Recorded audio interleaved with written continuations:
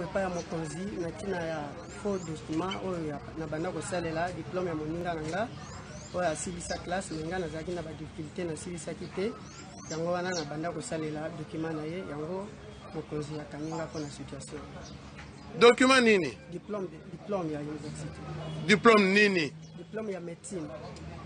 Aussi au sali lokola médecin wapi?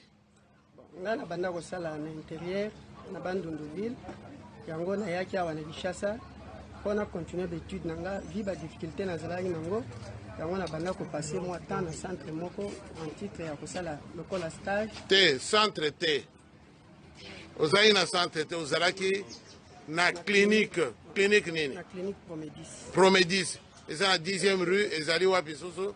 Na zalaki na Kimkole. En tant que nani? Na banda ko sala en tant que médecin. En tant que médecin, docteur, na kombo ya nani? Na kombo ya Paipai Kisangara. Diplôme ya Paipai Kisangara ozwaki ndenge nini?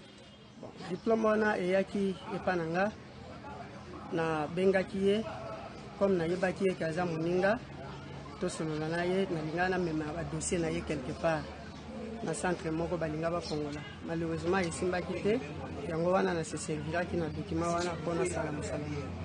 Non, eza bongo te. Yo zwaki diplôme na ye po olukere musala o déposer dossier. Mais na mayele wana ozui diplôme na ye okimi o disparaître. O bandi ko sala diplôme na ye o bakisi kombo na yo bandela. Na zwaki diplôme na ye pona lukela ye na ke kokotela ye ba dossier quelque part na centre moko pona azwa musala. Mais centre yango ezalaki lisu opérationnel te yango wana nazwaki diplôme na ye na bakisaki kombo nanga mais kombo ezalaki na kati ya diplôme te kombo ezali banda ya diplôme na ye ezalaka ndenge ezali Paipai Kisangala yango wana na banda kosalela. Bon yozo salela go en tant que dani na qualité nini? Nga nazo salela yango en qualité